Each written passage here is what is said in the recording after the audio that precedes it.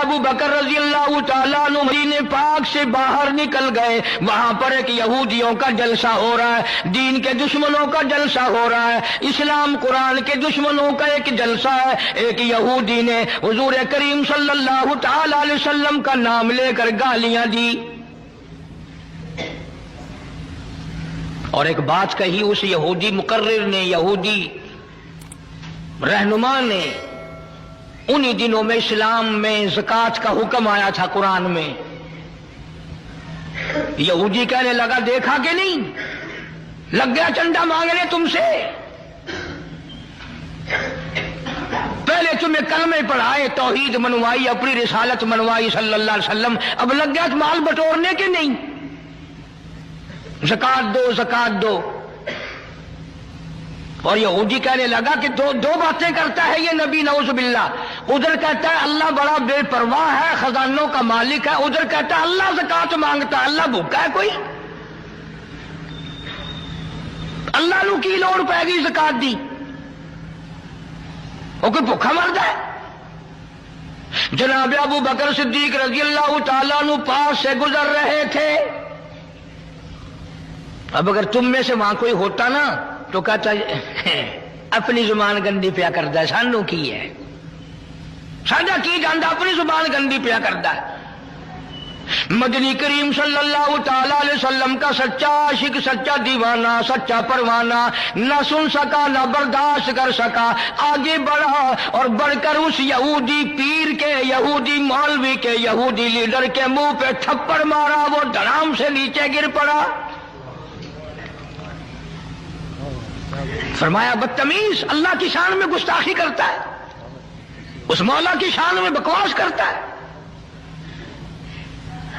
یہ دین کے دشمن بزدل بڑے ہوا کرتے ہیں، اگر دیندار تھوڑی سی طاقت استعمال کریں تو یہ بڑے جلدی بھاگتے ہیں۔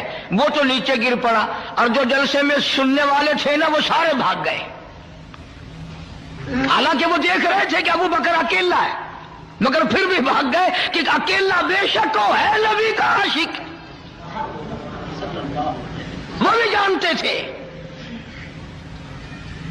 اب جا کے میٹنگ کی، مشورہ کیا، کہنے لگے چلو نبی کے دربار میں چلو، بدلہ دلوائیں گے نبی کے یہاں۔ یہ بھی جانتے تھے بدبخت کے نبی کے یہاں فیصلہ سچا ہوتا ہے، یہ بھی جانتے تھے۔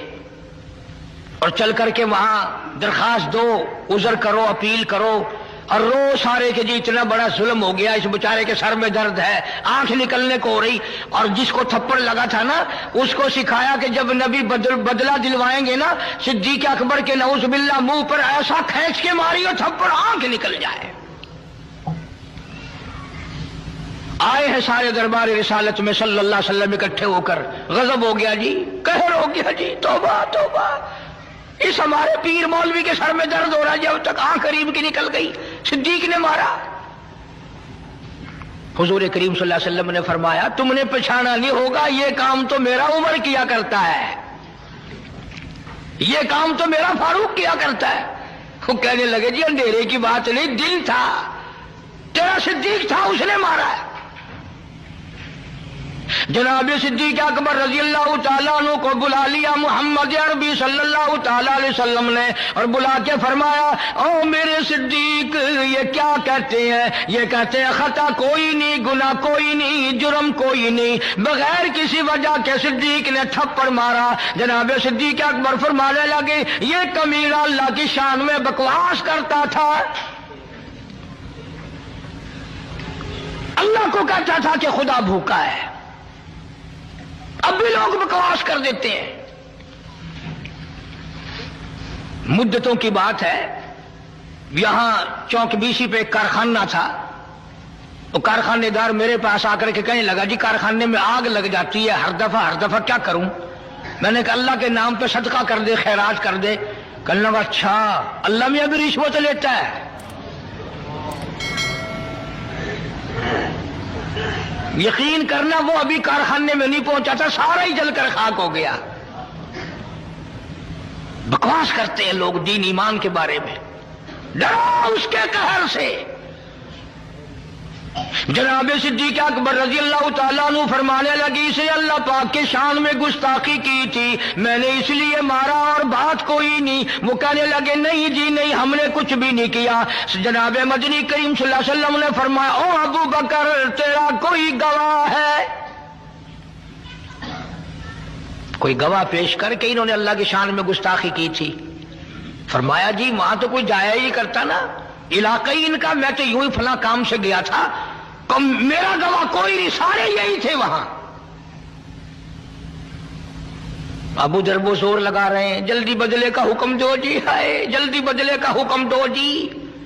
یہ جتنے بھی صحابہ کے دشمن ہوں گے نا یہ رو رو کے بات کریں گے، یہ نشانی ہے، پہلے روئیں گے پھر بات کریں گے۔ اب سرکار پریشان ہے کہ صدیق کے پاس گواہ نہیں، ادھر وہ تقاضا کر رہے ہیں، مطالبہ کر رہے ہیں بدلہ دلواؤ جی، کوئی خطا نہیں کوئی گناہ نہیں، خام خواہ مارا۔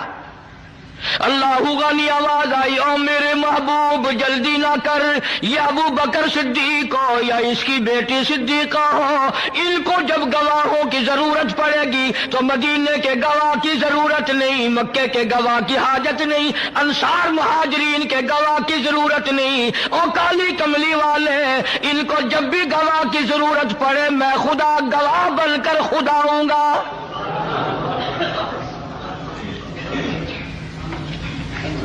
میں خدا گواہ بن کر آؤں گا، اس گھر کا گواہ میں ہوں۔ قرآن مجید آ گیا، فرمایا لقد سمع اللہ قول الذین قالوا ان اللہ فقیر۔ اے میرے نبی صلی اللہ علیہ وسلم میں خدا گواہی دیتا ہوں، میں نے سنا یہ کہتا تھا خدا فقیر ہے، خدا محتاج ہے، وَنَحْنُ أَغْنِيَاءُ ہم امیر ہیں، سَنَكْتُبُ مَا قَالُوا وَقَتْلَهُمُ الْأَنْبِيَاءَ۔ میرے محبوب میرے ریکارڈ میں لکھا ہوا ہے، انہوں نے جو بکواس کی میں نے لکھ لیا، اور یہ تو وہ ظالم ہے جنہوں نے ہزاروں نبیوں کو قتل کیا، ہزاروں نبیوں کی گردنیں کاٹی، ہزاروں نبیوں کو ستایا، وَنَحْنُ وَنَقُولُ ذُوقُوا عَذَابَ الْحَرِيقِ۔